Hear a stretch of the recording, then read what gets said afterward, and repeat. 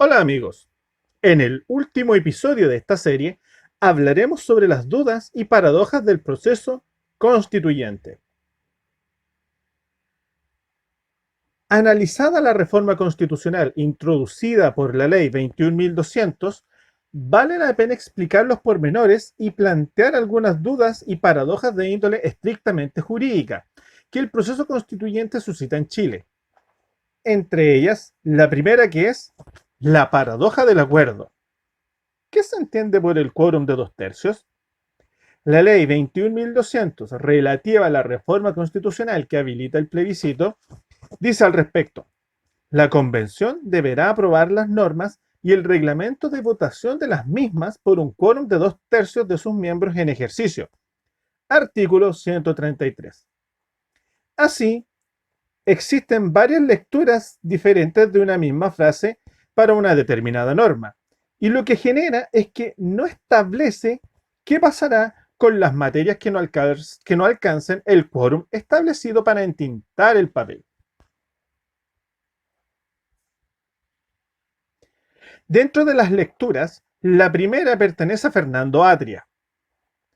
Él considera que, cuando no se alcanza acuerdo, la materia en cuestión saldrá de la Constitución y será regulada por ley, disminuyendo el quórum de aprobación de 67 al 51%. Simplificando esto, para sacar provecho de las mayorías contingentes que suele tener la actual oposición en el Congreso, es decir, la izquierda y la centroizquierda. Frente a aquella postura, otros actores han sostenido que, cuando no se alcance acuerdo vigente sobre tales temáticas, entrará a funcionar la Constitución actual. Vamos a la siguiente lectura. La siguiente lectura es de Víctor Manuel Avilés. Su idea es que, si bien al no haber acuerdo por 2/3, aquella materia será regulada por ley y existirá una votación final al interior de la Asamblea Constituyente de la Constitución como un todo por 2/3, estableciendo una suerte de seguro que permitiría bloquear con 1/3 más 1 la salida de un texto constitucional incoherente o desprovisto de cuestiones fundamentales para el sector que representan, como por ejemplo la autonomía del Banco Central, la regulación adecuada del derecho de propiedad, la existencia de un tribunal constitucional, entre otros. Como se ve, ambas tesis tienen un incentivo perverso, tienden a la falta de acuerdos para privilegiar sus zonas de confort. La paradoja de la participación ciudadana, el vicio de origen. Uno de los principales argumentos que han esgrimido diferentes actores para impulsar una asamblea constituyente es aquel mediante el cual se precisa que la constitución actual habría surgido en un contexto en donde no había plena democracia, incluso pese a que el día de hoy lleva la firma del expresidente Ricardo Lagos, e inclusive obviando el plebiscito ratificatorio en el cual resultó aprobada por un abrumador 67% de las preferencias. Es decir, se plantea que el Congreso en ejercicio, electo democráticamente, no sería capaz de reformar completa la Constitución vía el capítulo 15 antes mencionado. Y por lo tanto, y como veremos en la siguiente diapositiva, la propuesta sería una asamblea constituyente. Esta asamblea constituyente, en la que supuestamente existiría una composición ciudadana y no vinculada a los partidos políticos, los cuales, según se ha dicho, ya pueden reformar completa la Constitución mediante 2/3 de acuerdo parlamentario. Pero esta tesis adolece de una feroz falta de honestidad intelectual. En la eventual Asamblea Constituyente es muy difícil que participen los independientes, como personas ajenas o no vinculadas a los partidos políticos.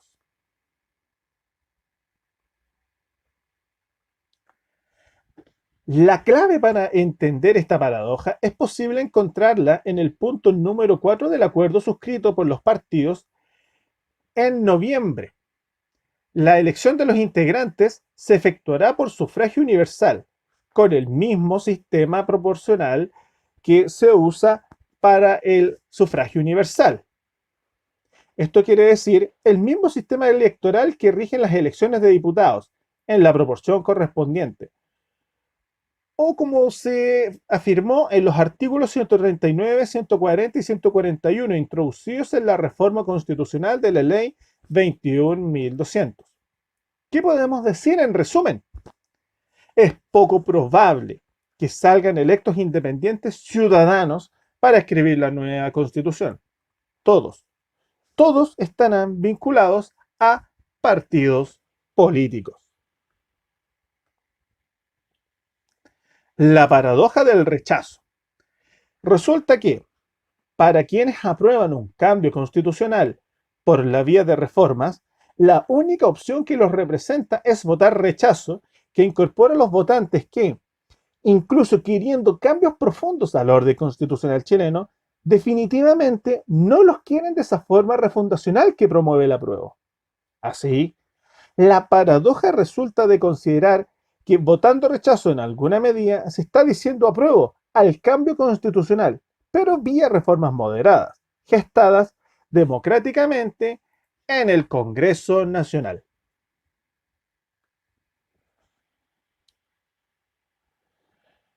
Por lo tanto, debería existir una tercera opción. ¿Desea usted modificar la Constitución?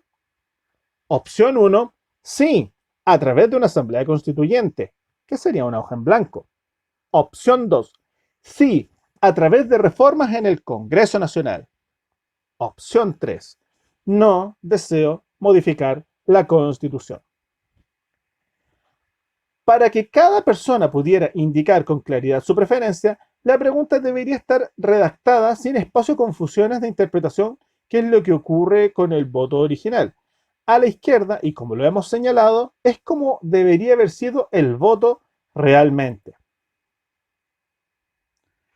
En este caso, como lo señalamos, debería existir una tercera opción en la primera pregunta del plebiscito, en la cual se permitiera votar a favor de las reformas, cosa que finalmente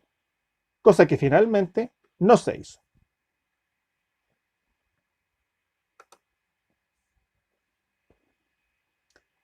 Otro error de sesgo manifiesto es posible encontrarlo en la segunda pregunta, que parte de la base del triunfo de la opción apruebo en la primera. Una hilarante imagen que ha circulado en redes sociales la describe muy bien. ¿Quiere usted almorzar lentejas? No. ¿Desea queso rallado en sus lentejas? Sí. Esto es lo que se conoce como un error de sesgo.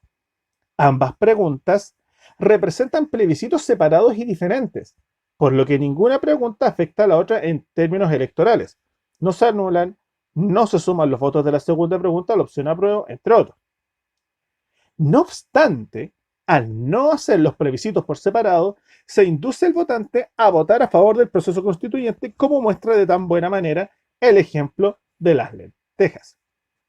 En este caso, he allí el sesgo. Lo correcto hubiera sido realizar un plebiscito con la primera pregunta y solo en el caso que ganara la opción apruebo, realizar un segundo plebiscito para consultar el mecanismo preferido por la ciudadanía para conducir este proceso constituyente. Al final, se juntaron dos plebiscitos en uno. La paradoja de la violencia. ¿En qué condiciones van a sesionar los eventuales constituyentes? ¿Serán realmente libres para que la constitución que pretenden redactar represente en realidad a la ciudadanía y no a bandos minoritarios y radicalizados de violentistas que se apoderan de las calles? Sería paradojal desechar una constitución surgida en el seno del silencio democrático para abrazar otra que encuentra su origen en el caos de la violencia insurreccional. Lo cierto es que el voto de apruebo o rechazo resulta absolutamente indiferente a la violencia.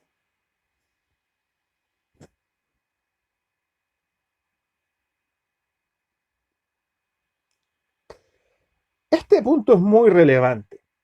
Mientras no se restablezca el orden público, la violencia solo tenderá a aumentar y recrudecerse en la medida que se acerque la fecha del plebiscito y que eventualmente comience a sesionar la Asamblea Constituyente.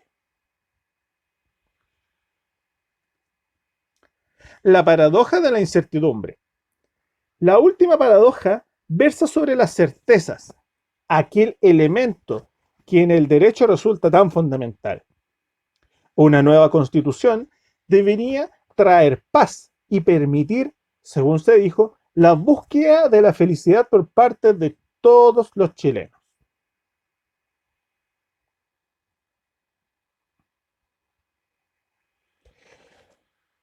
Esta incerteza, que paradójicamente por los tiempos naturales de cualquier proceso constituyente, lo único que será capaz de brindar esta nueva constitución será incertidumbre, pobreza y cesantía.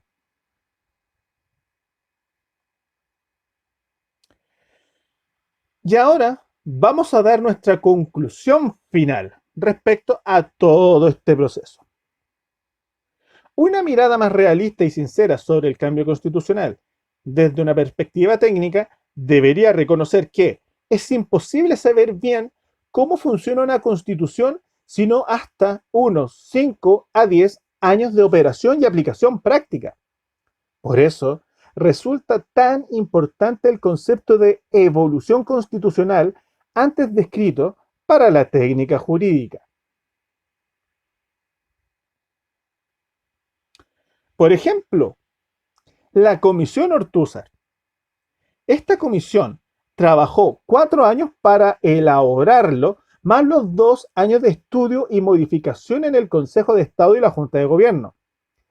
Señalar que se trataba de 8 expertos sumamente reputados en derecho constitucional y no de 155 o 172 personas sin cualificación técnica, como lo hará cualquier comisión o convención elegida en el plebiscito.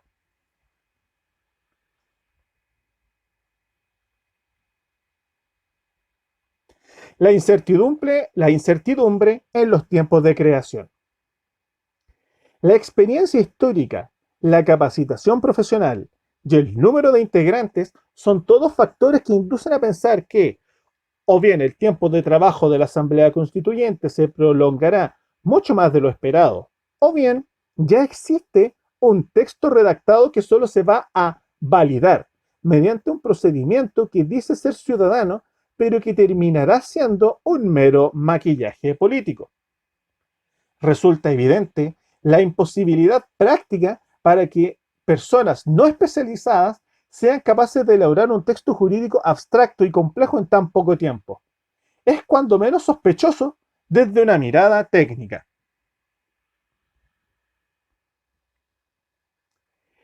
Y durante todo el periodo de este tenso proceso, las personas no tendrán certeza alguna sobre sus derechos, ni los trabajadores sabrán si, por ejemplo, subsistirá su derecho a sindicalizarse, ni los inversionistas o empresarios sabrán si subsistirá su derecho de propiedad. Por lo tanto, y cabe hacerse esta pregunta: ¿quién invierte en semejantes condiciones? La nueva constitución prometida, que por naturaleza está llamada a brindar paz y estabilidad, solo será capaz de generar una alarmante incertidumbre durante un periodo mucho más largo de lo que en público sus promotores se atreven a reconocer. Así que eso, amigos, damos por terminada esta serie de 10 capítulos donde hemos abordado todo lo referente a la Constitución, todo extraído en base al libro Pequeño Manual Constitucional de Henry Boyce Loeb. Desde ya, los dejamos invitados a nuestros próximos videos, referentes no tan solo al plebiscito, sino que también a otra mirada del Chile durante los últimos 30 años. Muchas gracias. Les saluda Pablo Hernández.